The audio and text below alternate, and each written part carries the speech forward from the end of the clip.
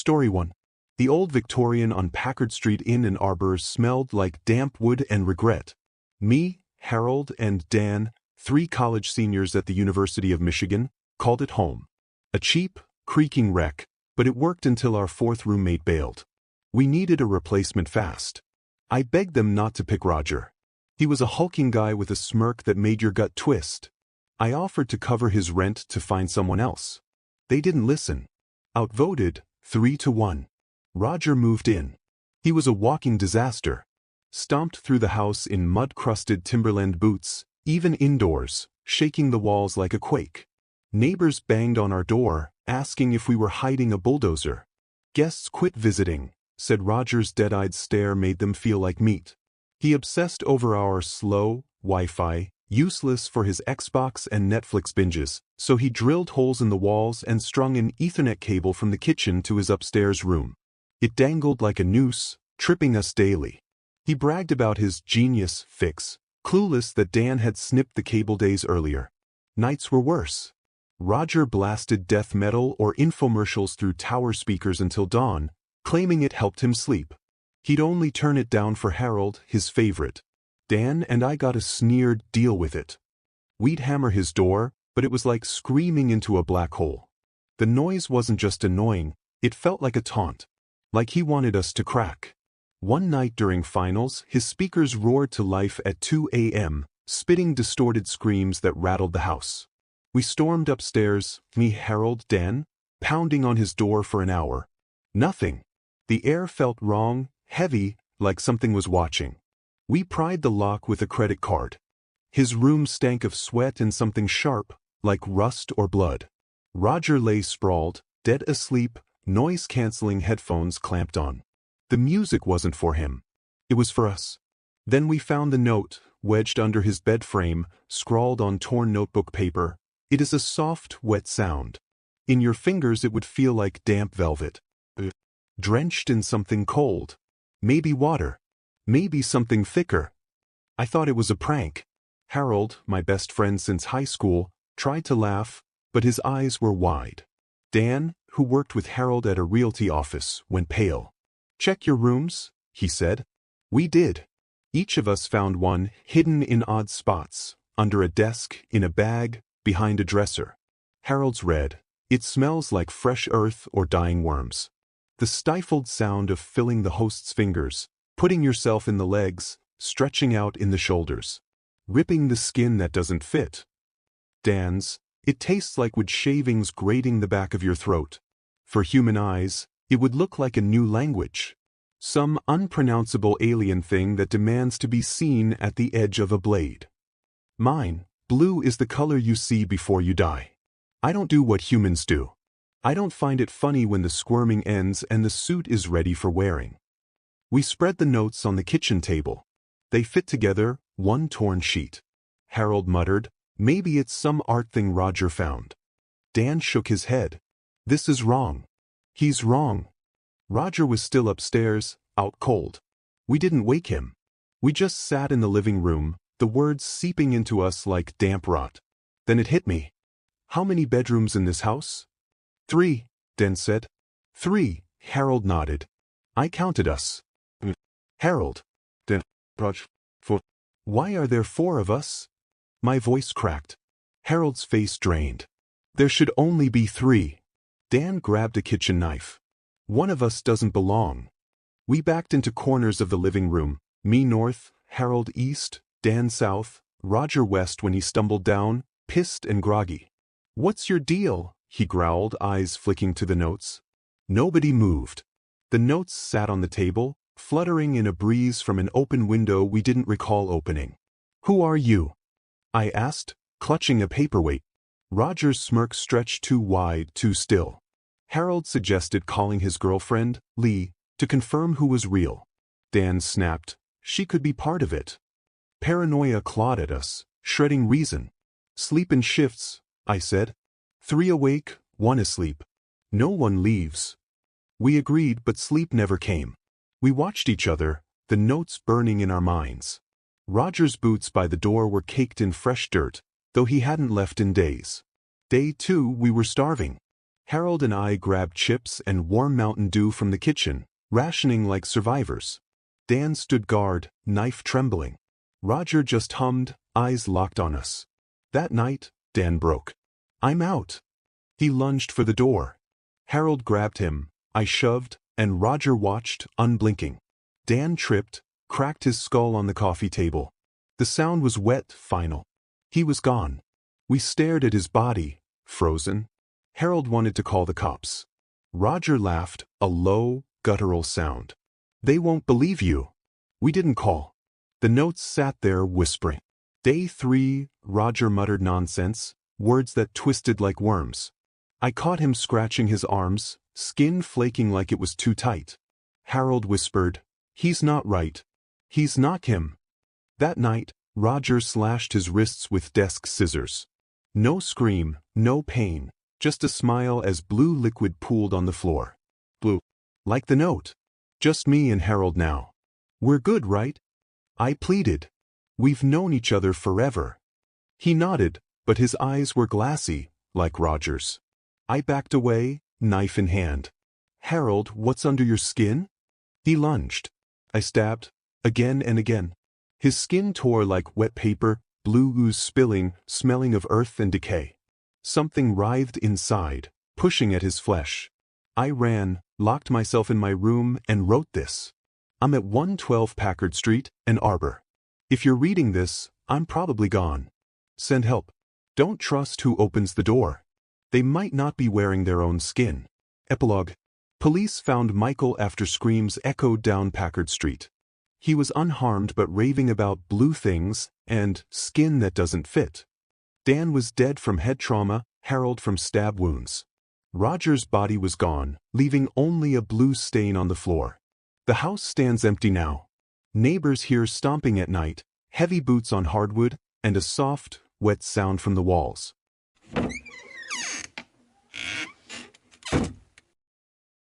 Story 2. The shower's running.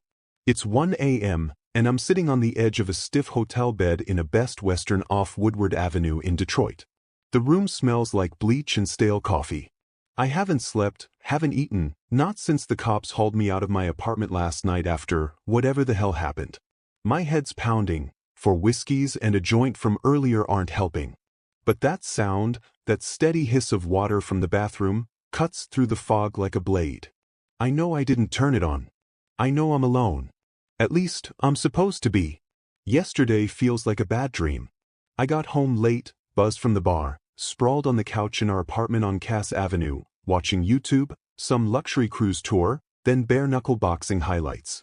My roommate, let's call him Nate, came in around 11:30 p.m., hung his jacket, didn't say a word, and shuffled to his room. Normal for him.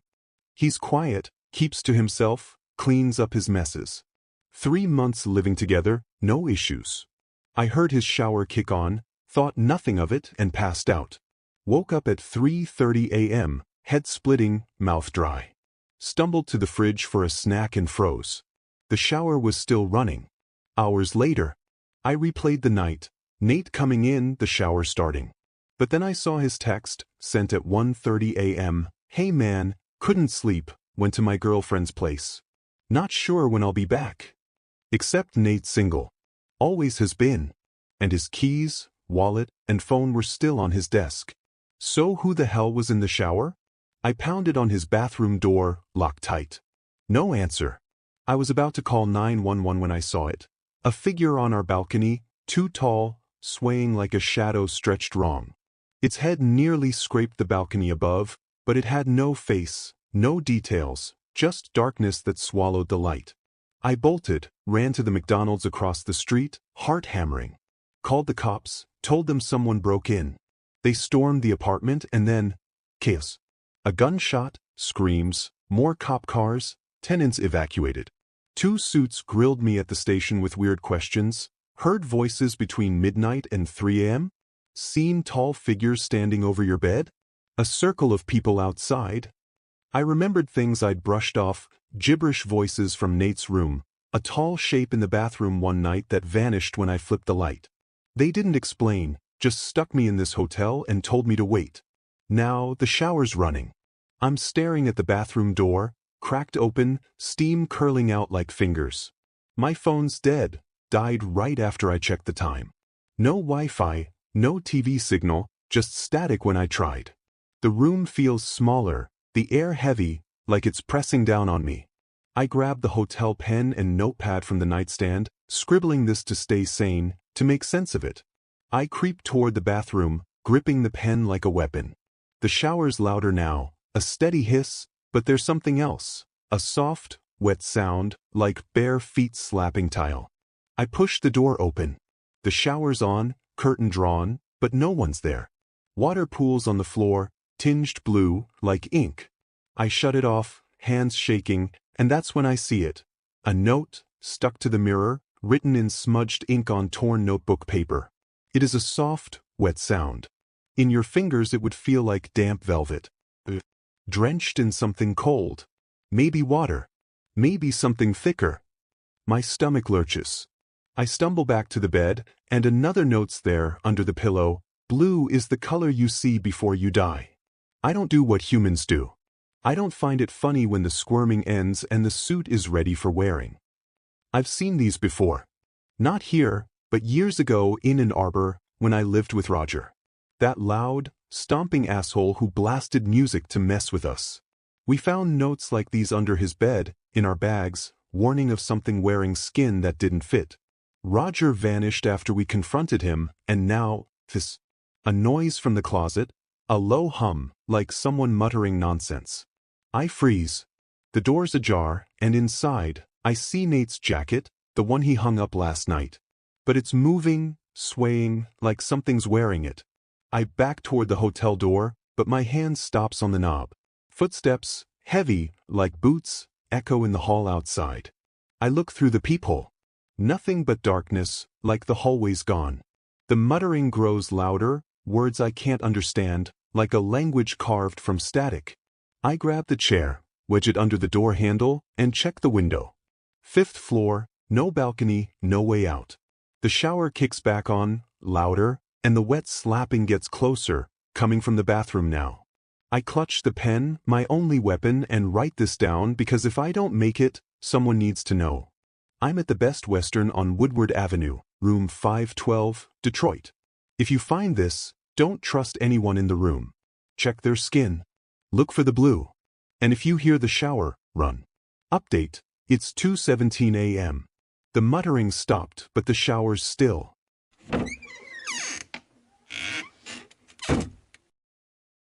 Story 3. My name is Mark. This happened during my second year at State University, in Wharton Hall. Old building. Pre-war architecture, thick walls, but the floors? Thin as paper. You could hear everything. Creaking, footsteps, sounded like elephants above you, even if it was just someone pacing. The college had even slapped up cheap drop-tile ceilings to catch the plaster falling from the real ones. I lived in room 295. My girlfriend, Sarah, was down the hall. Most days I was in her room. Hers was cleaner. Nicer. I only went back to 295 to sleep. It started one afternoon. I was heading back from class, backpack heavy, just wanting to dump my stuff. Opened the main stairwell door, and there she was. Standing at my door, fist raised, looking pissed. Jessica. She lived directly below me. "Hey," I said, "that's my room." "What's up?" She snapped, "I'm trying to write a paper. You need to keep it down." I almost laughed. "I just got here. Nobody's in there." Jessica crossed her arms, eyes narrowed. "Don't play dumb. Someone's been stomping around in there all week, every afternoon. Louder today. Tell whoever it is to cut it out." I was confused, but I tried to be a good neighbor. "Look, I'll check it. If it happens again, text me. My number's." I gave it to her. She huffed and stomped back downstairs. I unlocked my door. Exactly as I left it. Messy bed, clothes pile, overflowing recycling. Blinds drawn. Empty. Just the usual dorm room funk. I figured it was just the building settling, or pipes, or the ghost of 100 previous students' hangovers. I went to Sarah's. Forgot about it. The next day, Tuesday, I was in class. Phone vibrated. Unknown number. I let it go. A text popped up. "Hi. It's Jessica downstairs. If you're in class, you need to tell whoever's in your room to cut it out. Worse than yesterday. Worse? How could nothing be worse? I stepped out into the hall, called her back. Before I could speak, she launched into it. Listen, I don't care if you're hiding someone in there, or having some kind of secret party, just tell them to shut the fuck up. It sounds like they're moving furniture around again. Jessica, nobody's in my room. I tried. Then what the hell is going on, Mark?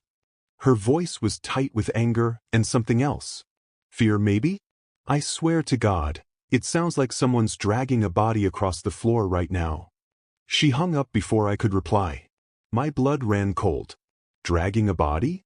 This wasn't just creaking floors anymore. When I got back, 295 was pristine in its disarray. Nothing disturbed. Lock still secure.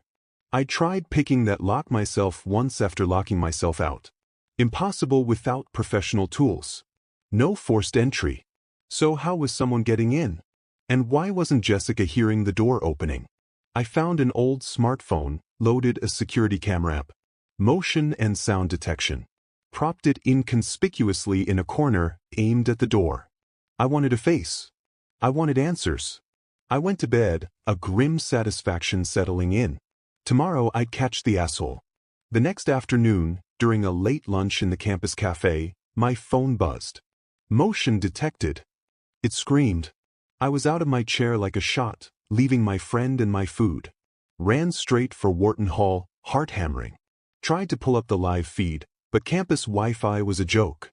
By the time it connected, I was already bounding up the stairs. Door to 295. But silent. I fumbled with the key, hands shaking. Threw it open, dove inside. Empty. My security phone had slid, fallen over. Pointed at the ceiling. Damn it.